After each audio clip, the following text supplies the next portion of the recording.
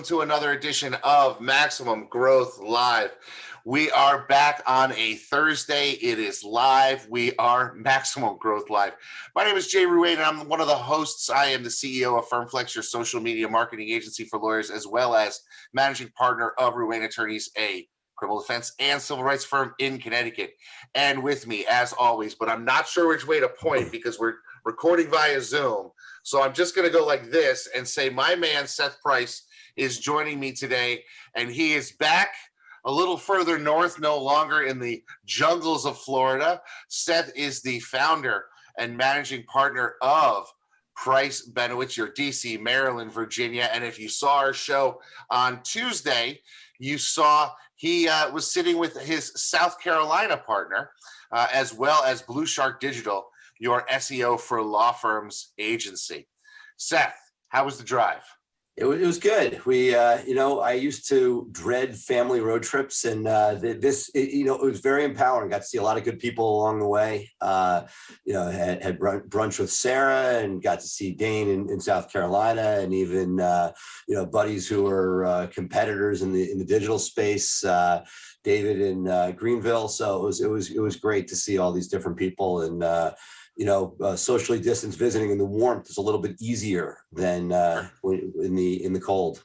So it's interesting, Seth, I can only imagine you being the most networked person I have ever met, that as you're driving this drive north and you pass an exit, you get to a gas station and you happen to know the guy who's pumping the gas, or you get to the Chick-fil-A in one town and you happen to know the girl who's working the drive-through window. That must drive your family crazy. That's the one thing I learned. Yes, it does. But the one thing that I did see in our neighborhood, Chick-fil-A is not beloved. We're inside the Beltway, solidly blue. Many people refer to as hate chicken, delicious hate chicken, but hate chicken. And then we get to Florida, and I thought it was they were COVID testing centers or vaccine lines. I had never seen lines this long for anything in my life.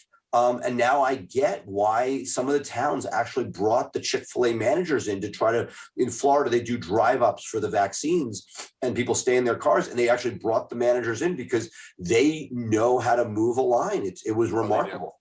Yeah, it's interesting. Back in, I guess, March, April, when COVID first hit and everything was on lockdown, we would take a 45-minute drive to Chick-fil-A once a week. As a family, just to get out of the house, because we weren't going anywhere, because we knew their drive-through would be manned properly and everything would be legit. But I will tell you this, I love their chicken sandwich, don't get me wrong, but you need to try the Shake Shack chicken sandwich, because while I am a Chick-fil-A fan, the Shake Shack version of the sandwich blows it away. Well, I appreciate it. Danny Myers knows what he's doing, but sadly, the one thing that did not do well during our 3-month and a week sojourn was weight. So we are back to, I did my I did a diet shake this morning, and we are going to try to drop 10 to 15 pounds over the next couple weeks. Well, what you need to do is get on that Peloton that you have there, and join the hashtag Max Law riding group. So, folks, if you're out there and you do have a Peloton, make sure you join the Peloton group that the Maximum Lawyer has put together. Of course, we are syndicated on Maximum Lawyer as part of the Maximum Lawyer media family. You can always catch our show. Our Tuesday show is only able to be caught here live on Facebook, but our Thursday show is syndicated through the Maximum Lawyer media family on the Maximum Lawyer podcast, as well as our own standalone podcast. So you can definitely catch that, and you can go back on any of our prior episodes and rewatch or re-listen to anything on those platforms. Point of clarification, you can still listen to the show as audio. Oh, absolutely. Right. That was one thing that it is saved. I'll just conclude before we get Brett to come in. I'm real excited to have Brett come. Is the fact that we now have a law firm growth clubhouse club. So I have started 2 clubs, one which will mirror what we talk about here with Law Firm Growth Club, and the second being the SEO Insider, which mirrors my other podcast, talking about real geeked out things. And I know there's one topic you want to bring in SEO wise over the next couple of weeks. Yeah, it was something that I picked up on. Somebody sent me a link. My brother at Light Switch sent me a link, and he said, I want to do a deep dive over all of your websites because as of May, Google has decided to say that certain core web vitals are going to become ranking signals. Now, just that phrase, core web vitals become ranking signals, got me a little nervous because that's a lot of gobbledygook as far as we'll do an entire show on it, Jay. But right. It's generally, if you're executing your fundamentals, you're going to be fine. Like this is stuff that basically they're saying there are things that before there were best practices, good user experience. They're saying, hey, and they usually, they tell you it's coming, but they want to say if you're not keeping your eye on the ball with that, that it would be problematic. But for most people, and we'll go over in greater detail, we'll bring Brett on and go through in greater detail what that means. But, it shouldn't, if anybody is doing things correctly, this should not be a big jarring change or anything that you need to do. Well, I guess the thing that concerns me is that your load time is going to become an issue. And I know it always has been to some extent, but now I guess Google is talking about labeling sites, saying this website has a good user experience in the results page. And so, just like we see with the local service ads, that Google screen checkmark is getting people to follow their sort of, here's how you navigate our site to find the answer that you need. A little check mark saying this web page gives you a good user experience could be something that separates you from other people and gets you more traffic. Just like the security, right? When they went to HTTPS.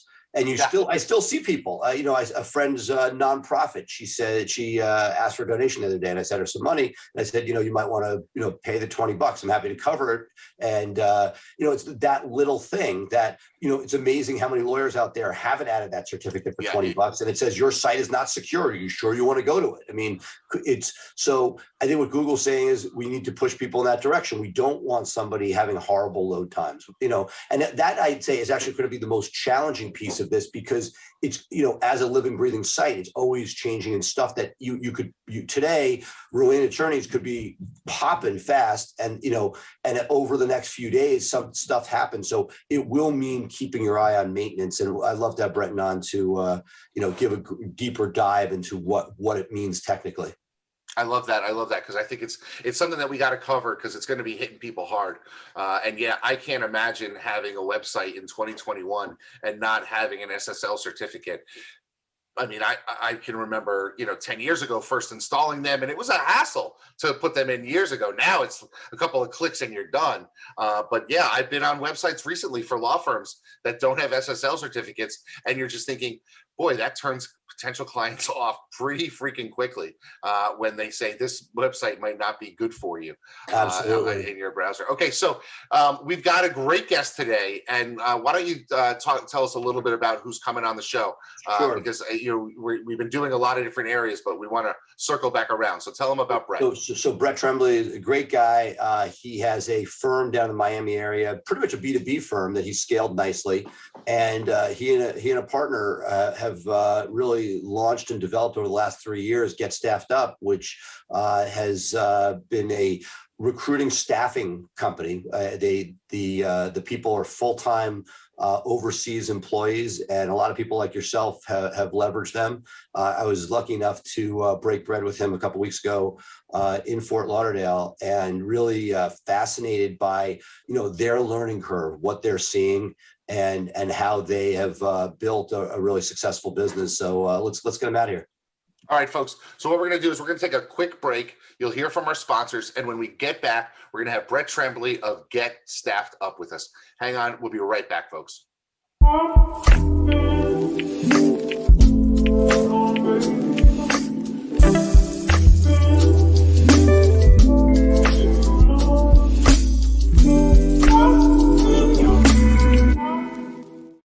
Hi, I'm Jay Ruane, one of the founders of FirmFlex and a practicing attorney for over 20 years. Anyone who knows me knows how my firm runs on the systems we create, and it has allowed us to flourish, even in tough times. I spent years and hundreds of thousands of dollars until I finally figured out a way to engage my audience and drive top-of-mind awareness with social media. And what did I do once I figured it all out? I built a system for it, and now you can put that system to work for you. You see, we took the hard part, creating the content and finding the images, and made it foolproof.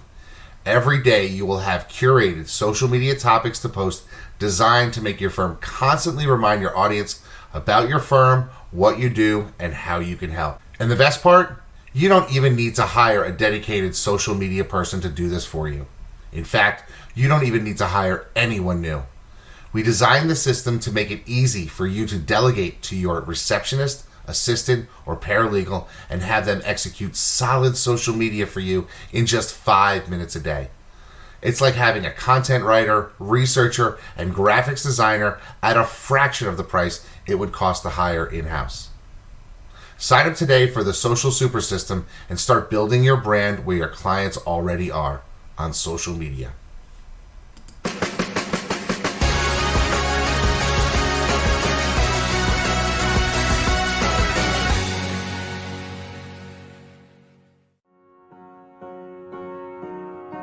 In this world today, if you want to grow your business, you want to grow your firm, you want to take on more cases and make a bigger impact, you have to have a digital blueprint.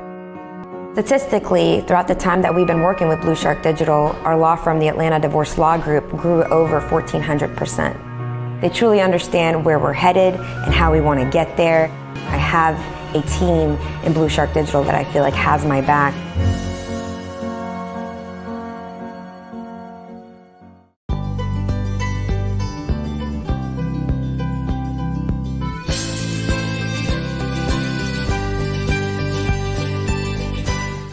Brett, great to have you here. It was great to be able to break bread in Fort Lauderdale a few weeks ago. Get Staffed Up, sort of taking legal space by storm. Thanks for being here. Seth, Jay, thanks for having me. I'm very excited to be here with you guys. So what inspired Get Staffed Up? I mean, we've been talking about this for weeks, but you've been at this for years as far as how to leverage overseas labor for lawyers. So I wish I could say it was solely my idea, and it came from the fact that when I was a brand new, not attorney, but I had just started my law firm, I was too afraid to hire because it was so expensive, and I was afraid of failure and all of those things. But it was really my business partner's idea. He found out about the fact that he could maybe go find some people in the Philippines at lunch.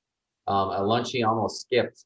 And we were really good friends, and he's an attorney. We had spent a lot of time reading the same books and having monthly masterminds, getting on the same page, not intending to do a business together, but so he has a real estate title firm, and he came back with 4 people from the Philippines and 1 from Mexico at the end of 2017. And I'm like, dude, get me a marketing person. This sounds great. So he did.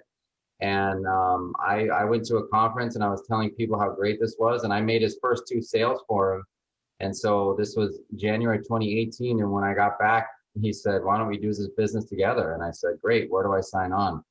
And we spent our first 6 months working on our infrastructure, investing in the software, recruiting our own people. And really, we didn't start even trying to make sales until the summer of 2018, like June or July. So we're still under 3 years. And but we got our ducks in a row and a lot of boots on the ground and things lined up so that we didn't crash and burn ourselves, because we were both running other businesses at that time. I'm still very heavily involved in my law firm, and he though has sold his law firm and he's full-time with Get Staffed Up. And hearing you say we're taking the legal world by storm, that's nice to hear. I don't know if that's necessarily true, but we are growing, and I think we're doing a lot of good things. It's been a lot of fun. One of the things that we've talked back and forth here is there are certain pieces that seem easier to put together when people are starting firms from the ground up. If somebody's a new firm and said, hey, I'm building it out from here, for people like Jay and myself that have sort of legacy shops with employees in place, have you seen different challenges for people trying to retrofit an older firm rather than build a new firm from scratch, leveraging overseas labor? Yeah, so Jay and I were just talking about fit, right? It's got to be the right fit for the firm. So if there's pros and cons, like with everything. If you're a new outfit, you need an assistant to do all kinds of things for you. So you just need like a body, you need help, but you're not going to have the experience of onboarding. So it's going to be harder for you to know, well, what do I give them and what do I do? There's a lot more uncertainty there. Whereas more a legacy firm or a bigger firm, they'll have more defined roles, right? Which means it's maybe a harder fit, but they'll have many more systems for onboarding and training and making sure that it is a good fit, and knowing a lot sooner if it's not a good fit, because that's important. I mean, you can get someone in domestically or internationally that you think's great and checks all the boxes, and then a few weeks in, your gut kind of tells you this is not the right person.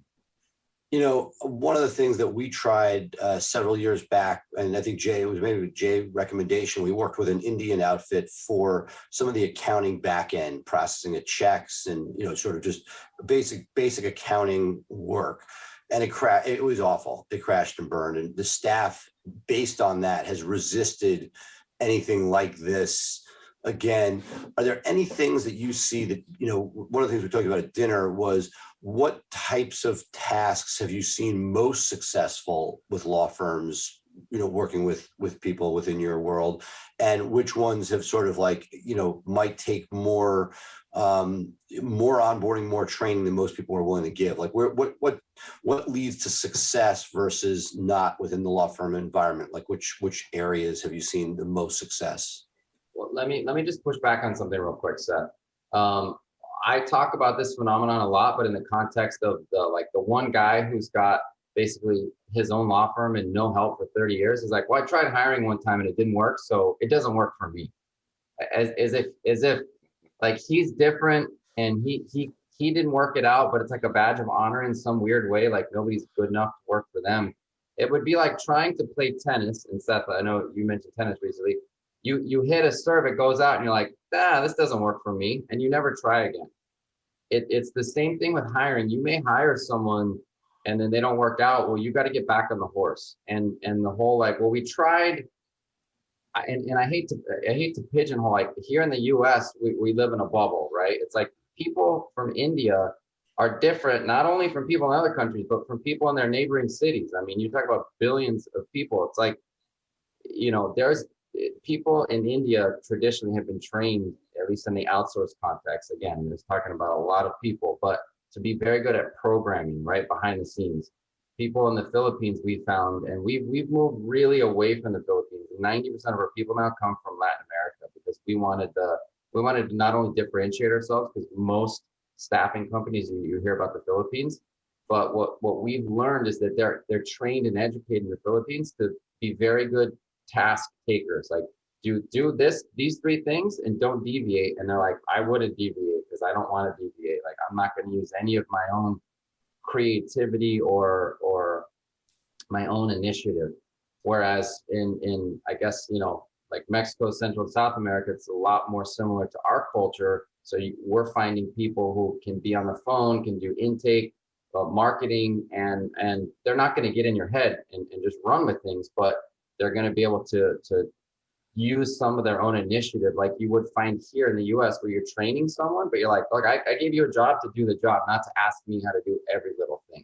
Right. And I've seen that. I mean, again, we have technical people in India, task people in the Philippines, and I appreciate that the thought of intake out of Latin America, probably where there's a little bit more thought to what's going on versus following a strict regimen. But so what's your advice to somebody if they're thinking about which tasks to experimental peel off first? Is intake one that you've seen more success? Is it sort of administrative support for paralegals? What are the ones that have been sort of the most successful, the most quickly, or is that not something that's easy to answer, that it depends on the firm and how well they train and staff? No. We can answer that. I just wanted to kind of push back on like, well, we tried it once and it didn't work. No. I was saying that for myself. Yeah. I'm talking about for me, that was my staff was pushing back because, this wasn't just a single person. This was an entire organization, and they had 12 people try it. And nobody actually was successfully able to get a quality control that we could use. Put that aside for a second. That's my own Michigas. Sure. And a very fair point that just because I'm playing tennis and it's taken me 4 years to get a forehand. It's doesn't happen overnight. I wish I could outsource that. what talked about which areas are been the most successful for people starting with you, and which ones have been the most challenging that have taken longer for people to integrate to their firms. So the most successful is we categorize our what we call staffers or VAs in 3 categories. We do clerical, which is just order takers, task fillers, back end, scan a file here, have it go, overseas, post closing. That's still out of the Philippines.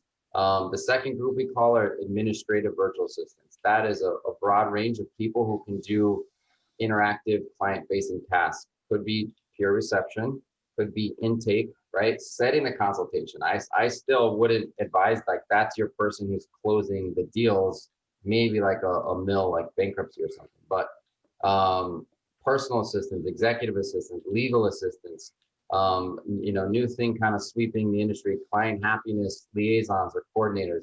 Those are that's really the sweet spot. And the other one is marketing assistants. So remember, assistant, not director, not chief marketing officer. This is not someone who's gonna be like, sure, I live in a different country, but I know exactly what the legal market in the US, like, let me just take over all your marketing. That's not what we're talking about. We're talking about, probably the 3 of us, we've got 100 new ideas before we eat breakfast every morning. But when you don't have someone to delegate those ideas to try them out, they just kind of build up, right? They clog mental space or head space, or you write them down and you never get to them.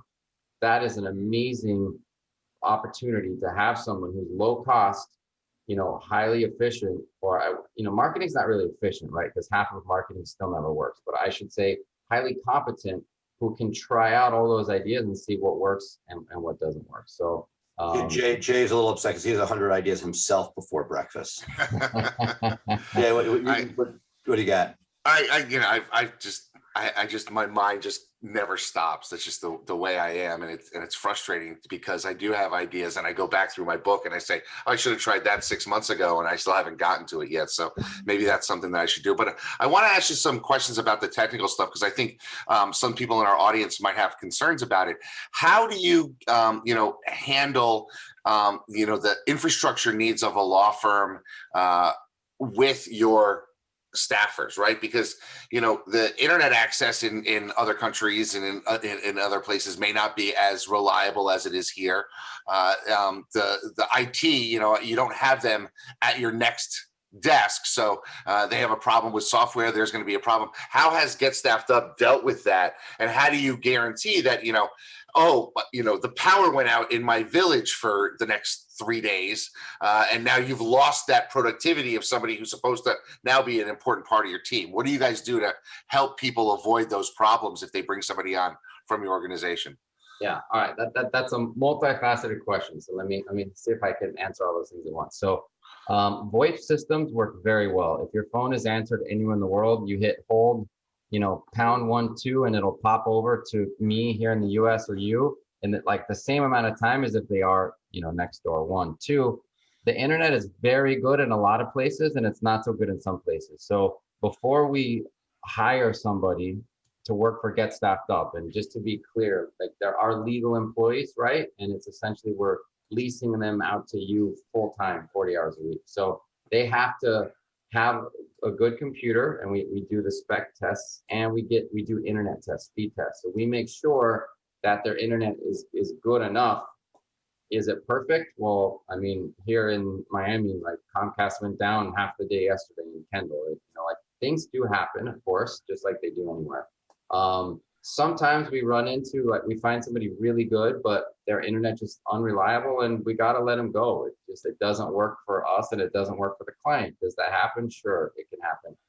The other thing you ask is, what if it goes down in a village? There was a huge flood in Honduras, and some of our staffers were down for a week. I guess that's really no different than having a hurricane in Miami, which we get every 2 years, right? Do you not pay your people? Do you fire them, or do you just say, hey, it's part of it? At least through us, we're able to say, all right, well, if they've been down like several days or a week, we'll basically prorate that, and so you don't at least have to pay for them. But we don't have like replacements. We don't have an army of people who are just like, well, let me step in and do just as good as this person, because that doesn't exist, right? You can't clone people. That person has institutional knowledge and works for you. So sometimes life is going to happen. What we've done though, really, to protect us is we've spread our hustle, if you will, all over the world. We've got people in 9 countries. So if there's a massive earthquake, or at least, a small percentage of our clients may be down for a while, but not all of them. Now, for the small percentage of people, our clients that it does affect, we got to work through that, just like any other business has to handle. Which countries do you like most, and which ones have you had problems with? Which countries do we like most? I don't know if there's a most. Like we're just generally top few. Like what? Just So we started in the Philippines, like I said, and then we quickly moved to Mexico, and we did really well, and we expanded to Central America. We found some amazing people there. Now we're in Colombia and Argentina, finding really good people. And we still have the conversation sometimes. It says, well, what about their English? I need someone to answer the phones. I'm worried about the accent. My clients are, I don't want to throw anyone under the bus, but they're older and they may be offended by someone. It's like, okay, well, I'm not really touching that one. But we've now moved to South Africa too. So we have English as a primary language VAs that work for us. They have a South African accent. So if you think that's cool, then maybe you're interested there. So it's not one country so much as it is, there's amazing people in all parts of the world, just like the US, and there's, terrible people in all parts of the world. So. Let me ask you a question within India, because I have people in Chandigarh doing technical work and I can't understand a word they're saying. And yet there are people in Mumbai that have sort of the British education. Have you found that there are different regions within countries that have? Oh yeah. Absolutely. I mean, we're not in India for that reason. We've had people approach us out of India that want to partner with us because they do get trained on the British legal system there.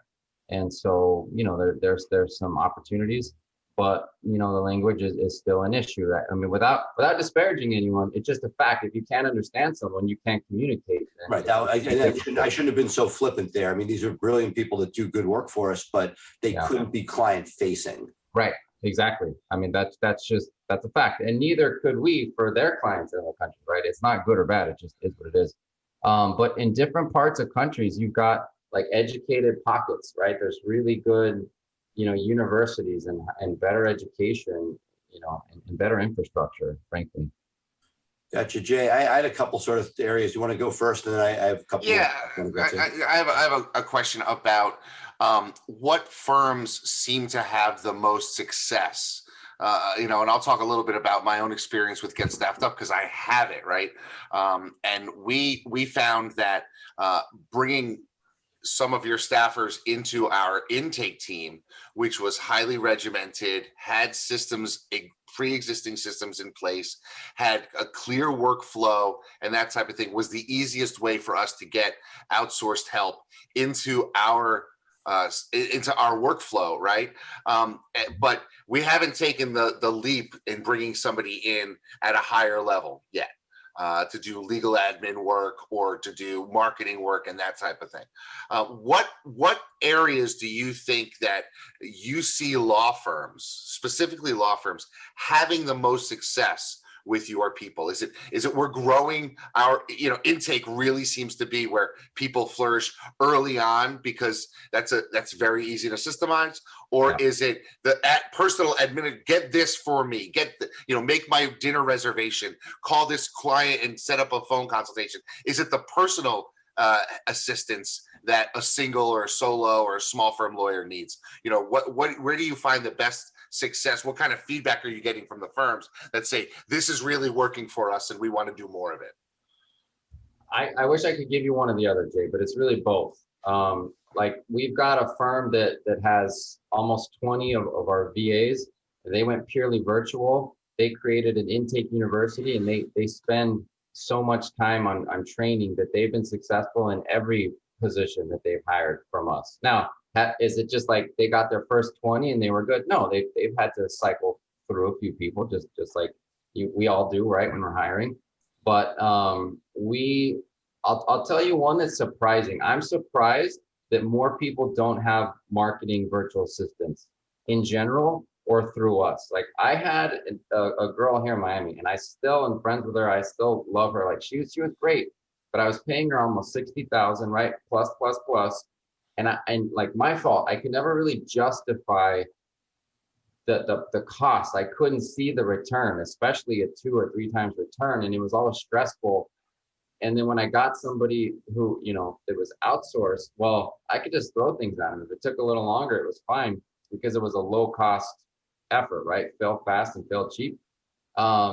Just having that person to delegate. So I, you know, my book's finally getting done. Like I'm getting all these things done that I would have never gotten done. And nothing in marketing happens as fast as you would like. It's always like, if I say do it by then, it's probably going to take twice as long. But I am surprised that that one hasn't been like, I think that one should be selling like hotcakes, but it hasn't. It's the middle tier for us, the administrative virtual assistants, where people have been successful all over. Everything you just said, we've had a lot of successful, you know, staffers fit those roles. And it really goes back to the training and the onboarding of the business. Is this either a mature law firm that has systems for training, or is it an entrepreneur-minded lawyer who's going to take the time to make sure that that hire is successful? Because we all have made hires and gotten too busy to really put in the time to train them right. And then it's like, yeah, 4 weeks later, like, you know, I gotta do more here. But is that compound something Jay and I were talking about, and some viewers or listeners of our show and podcast have sort of said, well, somebody who says, well, I'm having economic issues, so I'm going to try to save money by replacing somebody from the US with an overseas person as like a main admin. And I think, Jay, you've seen some, you know, that does not usually a recipe for success, that it's not, there are things that can be done, but if you think that you're going to be able to take your right-hand person and just say, well, they happen to be in another country, you know, is that something that you sort of have had people come back to you and say, so we thought this was like a panacea that we could just spend less, versus, as you've already indicated, a lot of data points you've given us, things may take longer, training may take longer, sensibilities may not be there.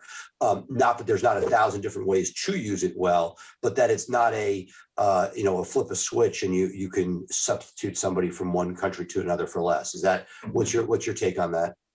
Let me give like a nuanced answer here. I have at Trembly Law Firm, we have our office manager, right?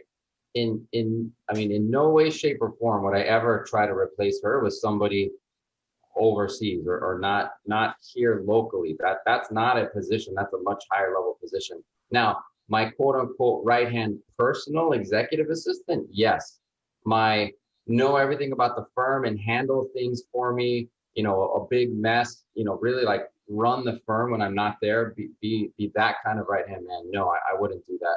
And we also are not but again, if you're starting from scratch and it's just you and you build the whole thing that way, I think it is possible, right? Like we have a few people that GetStaffedUp that work for us internally, because we have a team now of, I think we just passed 40, and our highest level people are all overseas, right? We're a 100% virtual company ourselves. And because they've now been with us 3 years, I wouldn't replace them with somebody here in the US for the same reason. So some of it's just time and getting comfortable and use and figuring out. You don't know what you don't know going in. You guys are now learning 3 years in what's working, what's not. Exactly. But in terms of the replacement, that I don't recommend. I do not recommend, well, let me just replace this high level person. And we're not a, hey, fire everyone in the US type of company. You're not hiring where you need to be. You've got holes in the bucket because you're just not getting there. You're not doing marketing. You're not doing a good job responding to your clients. Your people are wearing too many hats. I keep waiting until I'm in a business where everyone's wearing one hat, and it's not happening, right? As you guys know. But, you know, add in some manpower, add in the wherewithal to help your firm do all the things it's not getting to with some lower cost labor. That should help kickstart the machine, and then you'll be able to hire more people here in the US. So I think it's a very good mix of both. Jay, I got a final topic, so why don't you throw one in first? Yeah, I got 2 questions for you. The first one being, how do you, number one, let's talk about this. You've developed a country, you've developed a business, built a business with a lot of people being remote. And one of the hazards and one of the trepidations I guess a lot of people have is creating a firm culture when people aren't sitting next to each other. How does Get Staffed Up deal with that sort of business culture? Take it away from the law firms, but just from a business perspective of a person who runs a business with your own happiness person being in Honduras, how do you develop a company culture with so many remote people in so many different places? Yeah, this is a great topic. My Enrique, my co-founder, and I were talking the other day about how amazing it is. Our leadership team cares so much about our business. They've all been with us now for over 2 years, but man, they take things personally and they fight, like your 18 players would for the right things. We use a system called Traction, and I know you guys have heard of it, right? EOS. So we've got our meeting rhythms, and we have morning huddles. So every morning, everyone gets that FaceTime and gets to start the day the right way and create that energy. And I'm meeting with all the teams once per week. Plus, we have a leadership team level 10 meeting, and we do fun stuff. Our holiday party for Get Staffed Up, of course, it was all virtual, but we made a video and we played it, and I've never seen people laugh so hard. I interviewed everyone and pretended, I asked normal questions, and then I dubbed in fake questions. And then we played virtual games where you can play a ton of games now in breakout rooms and fun stuff. And we had like memes. We've done a lot of stuff to really right. But it's not intuitive. It took effort and thought to put that together. It's a new normal, and that the same guy who's going to just put people in a room and add some alcohol can't do that anymore. You really need to find, and again, we had to do it domestically with these virtual ones. Right. We did a comedian, thanks to Michael McGreedy and a bunch of other sort of fun, but it's again, it is if you're to try to get people around the world with different sensibilities to all have fun, that's got to be daunting.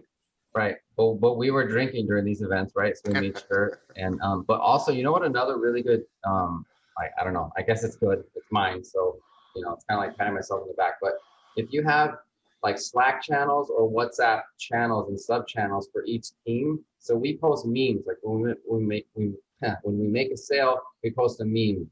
When somebody has a start date, we post a meme. It'll say like Jay Ruan, third staffer, and everyone's like cheering and high fiving. Those things, if you focus on them and you're excited about them and people buy in, you can create a very good. And that's something I even see domestically with our team. That's both pre-virtual and now virtual. That the ability for people to throw memes out there back and forth, it adds an energy to the emails that people are really, what used to be the congratulatory email is now a series of people one up in the memes. Yeah. That's a lot of fun. Before I turn it over to Seth to wrap this up, I have one other reservation that I had coming in. It's been solved for me, but I want to talk a little bit about it because a lot of people in our shoes might say, it's great having the opportunity to bring somebody in that's overseas, outsourced, whatever you want to call it. But how do I know they're going to show up for work tomorrow? Like, how do you deal with a staffer or any virtual assistant just ghosting on you and having logins and passwords and that type of thing? Because that's something that I think a lot of lawyers, being conservative, they tend to get nervous about things that the normal person wouldn't. But it's something that people are concerned about. So let's talk about it, right? And get that out in the open. How does a company like Get Staffed Up or any other deal with the whole, boy, that person just dropped off the planet, we don't know where they are type of thing? Yeah. Have you guys ever hired someone here in the US and they dropped off the face of the earth, just like ghosted you? Yeah, once. Yeah. Not really. I mean, I know what happened to them, but yeah. So I'll tell you this, and I used to say it's the same as here in the US, because I've had that happen to me, or people show up for the first day of work and then they never come back. It does happen, right? We've had people get hired, and we signed all the paperwork, and they had their interview, and we had a match, and we had the, you know, and that's not the fear, because that happens in the US when somebody, for, you know, early on isn't the issue. The question is, does somebody, I think I want to speak for Jay, but it's when somebody's already in, they have your whole systems in place, they have your passwords, they have client information, and then they just, you know, turn off. Has that been an issue? Sure. The second part of Jay's question, which is basically whatever you're doing to protect your law firm here in the US, which is you should have administrative capacity to shut off someone's email, to shut off their access to Clio, Rocket Matter, right? But when you fire someone, you should have a whole checklist of all the things you have to do to protect the information, remove their Dropbox access, etc. The same things, just like we say, treat your virtual assistants as part of your culture and include them in everything. It's the same with confidentiality. It's the same with access. It's the same with secrecy. It's basically, there's no different. And if you think about, because the coronavirus pushed our business forward like 10 years. I mean, there's no getting around that timing. You know, I mean, talk about great timing. But you've got to just think about all of my team, for example. All of our attorneys are still remote. If we had someone go rogue, or our paralegals, we got to shut them off and cut everything. And like it's really the same. Well, then I'm going to ask Jay's follow-up, which is, do people generally give 2 weeks notice, or is that part of the culture, or is that, you know, if somebody can make a buck somewhere else, that they're going to take off at some point without notice? A lot of people give 2 weeks notice, and a lot of we frankly have people say after like 2 weeks, well, I had this like internship and it finally came through, and we're like, why didn't you tell us that? You know, I mean, it's when you get into staffing and you're dealing with huge numbers of people, well, the percentages are going to play out. So if you've got 5% of your people, you know, doing that to you, now it's a lot of people than if it was just 1 out of 10, right? Or 5 out of 100. So it does happen. The percentages are very low, but we think it's more of, you know, we've had to fire clients because they were rather abusive to their virtual assistants, and we're building a company, like we're not going to tolerate that. You know, we're going to try to handle it the right way, but sometimes we think it's an excuse because they just don't want to work with that lawyer. Because let's face it, right? We're all competing for the best talent. I want to have better attorneys. I want to have better paralegals. I want to have better staff people, happier, more productive than the law firm that's a competitor downtown, or I mean, like across town or across the street or whatever. It's the same with you know, I try to do things in my firm, and we try to do things that GetStaffedUp to be a better employer. And so we're trying to recruit great people, and I just think that, you know, people kind of miss that. Like, we're not entitled to great people. We need to be the type of leaders and bosses that people want to work for, that great people want to be around. Sure. I want to just conclude with something we talked about over dinner, which could be a whole nother episode, and maybe this will be the tease for it. But to me, one of the things that I think is that, you know, you've done a very nice job of sort of like, you have the recruitment, and you now have enough best practices to know what's more likely to work than not, and that's awesome.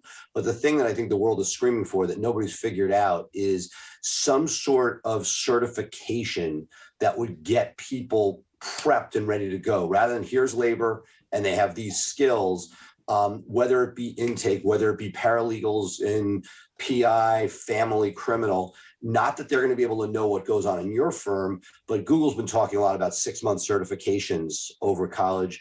What are your thoughts on the future of that? I know that, you know, people are talking about it. I haven't seen a lot of action in that area. What are your thoughts about that being the future? Yeah, so training and boot camps, we've developed some of that, and we're constantly talking about how to get better, but how to do it the right way. Because if we put someone through a 3-day boot camp, I'm not talking 3-day. I'm talking like real training. Yeah, like real 6 months. So I've hired people that have 6 months of paralegal certification in the US that didn't know anything, right? We don't hire people from paralegal schools. Like, that's usually a red flag. At the same time, if it was Brett's boot camp or Jay's boot camp, I'd be much more likely to have the likelihood of success would go up tremendously. Yeah. I think the risk that we run there is, well, you trained them, so they should know everything. And like, like 6 months for a paralegal. It's so short, you know, like you need years and years as a paralegal. So we've talked about a lot of different things. If we ever solve that paralegal conundrum, I mean, then we really will take the legal world by storm. Right. Then you'll take us by jet to the island offsite. There won't be a virtual offsite anymore. Yeah, I like the sound of that. I want when you come back, I want to talk more because I think that's one of those, you know, when we talk about huge ideas right now, you've done a really smart thing. You have people, it's full-time versus part-time, it's industry specific. I love it. I know that there's a demand out there. And again, it's not going to be the same as somebody going to 4 years of school and then working in a law firm for 5 years, but there's got to be some way to cut the learning curve down and give the best chance for success. So we hope to see you or somebody else with that sooner rather than later. Yeah. Well, thank you so much, Brett. This has been tremendous. And, look forward to seeing what you guys do in the next 3 years. Seth, Jay, I'm honored that you guys have me on. Thank you so much.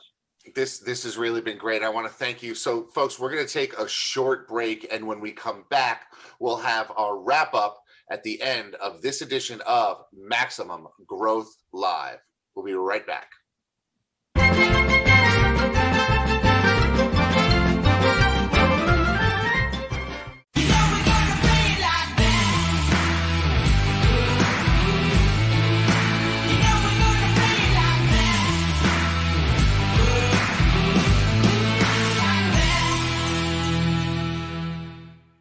Well, Seth, that was phenomenal. I mean, you know me, I'm a customer, so I'm happy with their product. We had some bumps early on, but we are learning what it takes to bring somebody in from overseas, and it's really working out well for us. And it was great meeting Brett. What were your takeaways? No, I mean, look, I love what they are doing. I have sort of, as you know, and a lot of stuff, it was good to sort of, when you hear somebody speak and sort of resonates.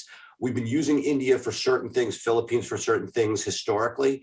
And it was good to know that somebody who's made more of a science of it, I keep hitting my head against the wall trying to do certain things out of India that probably, I have, 80 people overseas. I should sort of say, okay, they're doing this well. Don't put round peg square hole. And I think that they have pivoted nicely to sort of say, yeah, we could get things argued. He didn't mention this, but cheaper in the Philippines, but we like the skill set that we're getting out of Latin America. And so the idea that you no longer just have the US, but the entire world to pull from for labor is just fascinating and exciting, like a game of chess, figuring out what makes the most sense where. I'd like to spend a couple of minutes over the next few weeks. We have some pretty cool guests lined up, and in no particular order. Sheila Murthy, who has scaled one of the more fascinating law firms. She's leveraged technology earlier than just about anybody else to create an international immigration firm.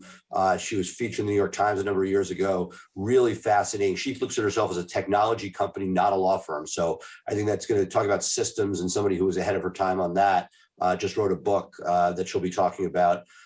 We have Vern Harnish, who is one of my idols. I mean, he's the person wrote Scaling Up and Mastering the Rockefeller Habits. Things like Strategic Coach were spun out of his world. And he's the sort of the real deal. So if you haven't heard him, he is a treat. That's going to be a great show. I've already started doing some research for it and getting my questions ready, reading a couple of books again, for like the third or fourth time, just so I can be ready to go. And it's what's really interesting. And I just, think it's as we head into the end of the show, it's interesting that when we talked to Brett, he brought up traction, because that's something that you hear over and over again in these circles, because it's a system. Right? It's the EOS. It is a system for building and growing any type of business, but specifically it can be applied to a law firm. And I think that's phenomenal that people are taking a systemic approach to things, because me and my love for systems. In fact, I'd invite anybody who's on the show to join our Systemizing Your Law Firm for Growth Facebook group, because it's available. Just join our group. We talk about systems. We share systems. So just go search up on Facebook, Systemizing Your Law Firm for Growth, and join our Facebook group where we talk all about systems. Right. And ironically, I believe, and I'll have to check with it, I believe that EOS may have actually spawned out of Vern's world as well. Another legacy of this guy is pretty amazing. And then finally David Breton, who's going to come in and talk about some of the Google changes that are coming up. But one of the things that he's the president of Blue Shark and has done an amazing job from intern to president. But one of the things that I'm always impressed with is that when I pick up a book like Vern Harsh's Scaling Up, which he had not read, and he's already implementing many of the things that are in there, it demonstrates that this is not, somebody who's like coming out with this idea that you need to do something. If you haven't read the book, you could. It's basically systematizing and putting what are best practices in the world into one place. So hopefully all three of these things come together nicely over the next 3 weeks. Yeah, I'm really looking forward to the next couple of weeks of shows. It's sort of like our March sweeps, right? We're getting all the great talent on because we got the upfronts coming and we want to be able to set our rate card, which is a whole lot of zeros. But, for those of you who have some background in TV, you know exactly what I'm talking about. March is usually sweeps. That's why all the special guest stars are on the shows this month. But folks, I want to thank you so much for joining with us. As always, please like, subscribe, follow our Facebook page so that you're notified every time we go live. We go live on Tuesdays and on Thursdays. So there's plenty of content out there for you to get. Of course, you can also subscribe to our podcast, the Maximum Growth Live podcast, as well as subscribe to the Maximum Lawyer podcast, which syndicates our show. Please come join us every week. We love having you. We love getting your questions, and we like to address those as much as we can. So he is Seth Price of Blue Shark Digital, your SEO firm for lawyers, as well as managing partner of Price Benowitz, your DC, Maryland, Virginia law firm. I am Jay Ruane of GetFirmFlex.com. Please, if you have any questions about social media, reach out to either one of us on digital marketing. We're happy to help you through this process. Shoot us a DM, send us a message, tag us in a post. We will be there for you. And in the meantime, be well, be safe, get your shot, and we'll see you next Tuesday here on another edition of Maximum Growth Live. Bye for now.